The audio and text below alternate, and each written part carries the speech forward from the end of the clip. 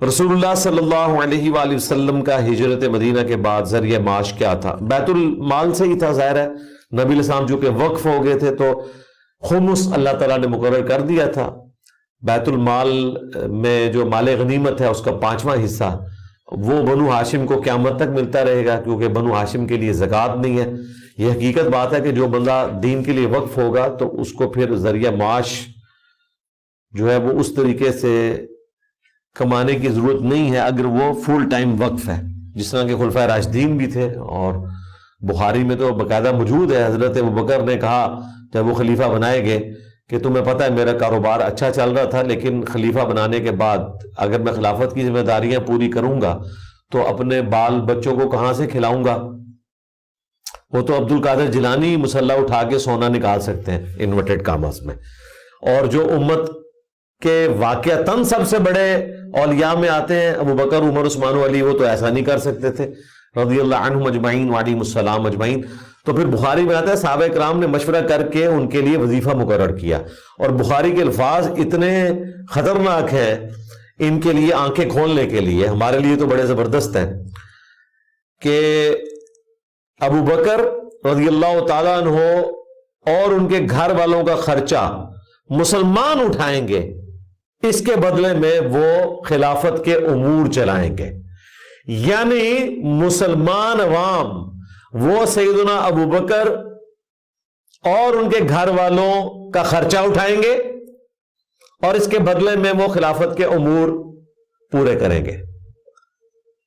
اس اعتبار سے آپ دیکھا جائے تو یہ کتنی امبیرسمنٹ والی بات ہے آج کے دور میں کہ اتنا بڑا بندہ کہ عوام سے لے کر کھائے، لیکن یہ مشروع تھا۔ نبی علیہ السلام بھی بیت المال میں سے استعمال کرتے تھے، یہ کوئی گناہ کا کام نہیں ہے۔ ہم بھی کہتے ہیں علماء کی خدمت کریں، لیکن علماء جائیدادیں بنائیں اس کی بنیاد پہ بجائے سبسسٹنس لیول پہ لائف گزارنے کے، وہ غلط بات ہے۔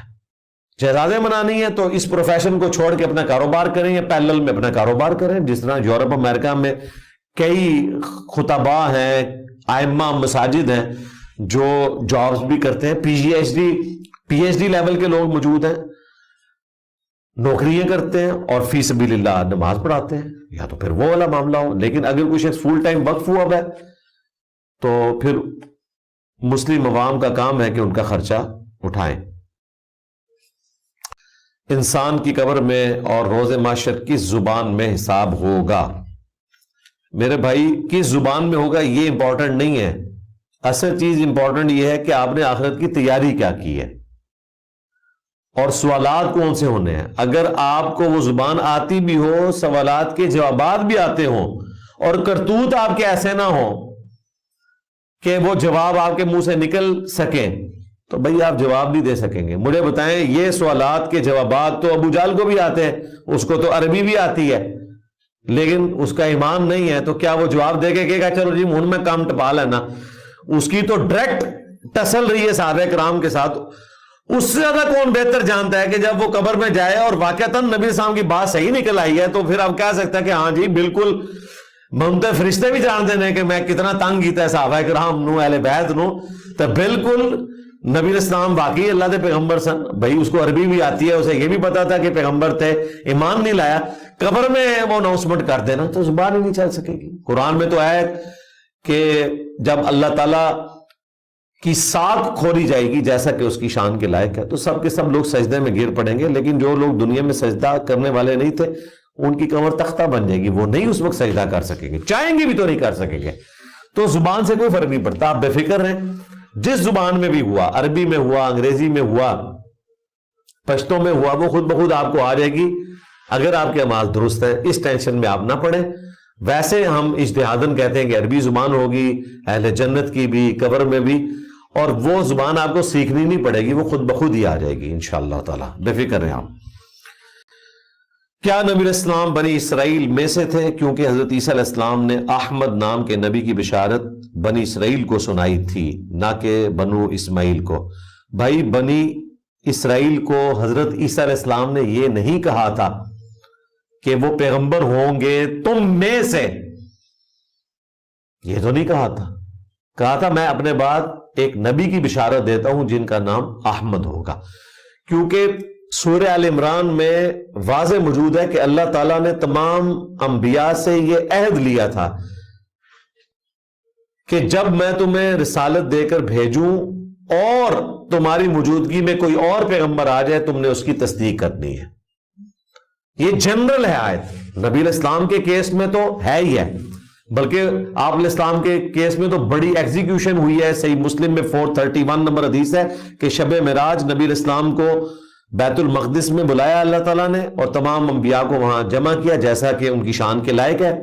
عالم برزخ کا معاملہ ہے، ہم اس کی تعویل کوئی بیان نہیں کر سکتے. اور نبی علیہ السلام نے ان کی امامت فرمائی اور ظاہر ہے کہ تمام نے آپ کو اپنا امام مانا، امام الانبیاء مان لیا، اور یہ نبی صلی اللہ علیہ وآلہ وسلم کی بہت بڑی فضیلت ہے. اور وہ وعدہ بھی پورا ہو گیا کہ انہوں نے نبی علیہ السلام کی نبوت کی تصدیق بھی کر دی. اس سے پہلے بھی ایک واقعہ ہے، حضرت یحییٰ علیہ السلام نے حضرت عیسیٰ علیہ السلام کی تصدیق کی، یہ قرآن میں رپورٹ ہوا. تو جو آپ نے پوچھا کہ عیسیٰ ابن مریم نے بشارت دی تھی، تو بنو اسرائیل کا ذکر نہیں ہے، آنے والے پیغمبر کی بشارت دی. اور تمام انبیاء آنے والے پیغمبروں کی بشارت دیتے رہے. ہمارے نبی کی بشارت صرف عیسیٰ علیہ السلام نے نہیں دی، حضرت ابراہیم علیہ السلام نے بھی دی ہے، وہ بھی قرآن میں رپورٹ ہوا ہے. اور مسند احمد میں حدیث ہے، میں دعائے ابراہیم ہوں، میں عیسیٰ کی بشارت ہوں، میں اپنی ماں کا وہ خواب ہوں جو انہوں نے میری پیدائش کے وقت دیکھا کہ ان کے لیے ایسا نور ظاہر ہوا جس سے شام کے محلات بھی روشن ہو گئے. یعنی نبی علیہ السلام کی والدہ کو یہ پروفیسی دے دی گئی تھی کہ آپ سے جو بچہ پیدا ہونے والا ہے اس کی حکومت بالآخر رومن امپائر کو بھی سپرسیڈ کر جائے گی، اور وہ الحمدللہ کر گئی. لہذا یہ والی بات بالکل آپ کا کہنا غلط ہے کہ عیسیٰ علیہ السلام کا بشارت دینا اس بات کا ثبوت ہے کہ وہ بنی اسرائیل سے ہوں گے. اس میں الفاظ ہی نہیں ہے کہ وہ بنی اسرائیل میں سے پیغمبر آئیں گے. البتہ آج جو ہمارے پاس تورات موجود ہے جس کو جیوز اور کرسچنز دونوں مانتے ہیں، بائبل مقدس کے نام سے پرنٹ ہوتی ہے، کنگ جیمز ورژن، اس میں تورات میں یہ چیز موجود ہے ڈیوٹرونومی چیپٹر میں کہ موسیٰ علیہ السلام نے کہا کہ اللہ تعالی بنو اسرائیل کے بھائیوں میں سے میری مانند ایک پیغمبر کو بھیجے گا،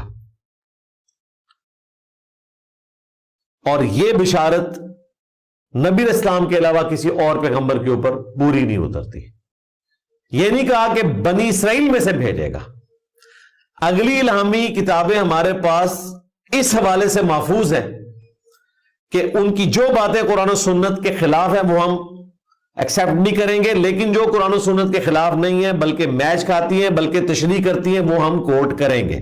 بلکہ قرآن میں ہے کہ تورات لے کر آؤ اونٹ کے گوشت کے حوالے سے سورہ آل عمران میں کہ یہ تو حضرت اسرائیل یعنی کہ حضرت یعقوب بن اسحاق علیہ السلام نے علیہ السلام اپنی ایک ذاتی شغف کی وجہ سے اپنے اوپر حرام کر لیا تھا، ورنہ تورات میں کوئی ایسی چیز موجود نہیں تھی شریعت کے طور پر. نبی علیہ السلام بنو اسماعیل میں سے تھے اور اس کو عملی تواتر بھی حاصل ہے. آج بھی ابراہیم ایکارڈ اسی لیے ہوا کہ دونوں ابراہیمی ہیں، یہودی بھی اور عرب لوگ بھی، وہ بنو اسماعیل سے ہیں اور وہ بنو اسرائیل میں سے ہیں. تو یہ تو بالکل واضح چیز ہے کہ نبی علیہ السلام بنو اسماعیل میں سے ہیں.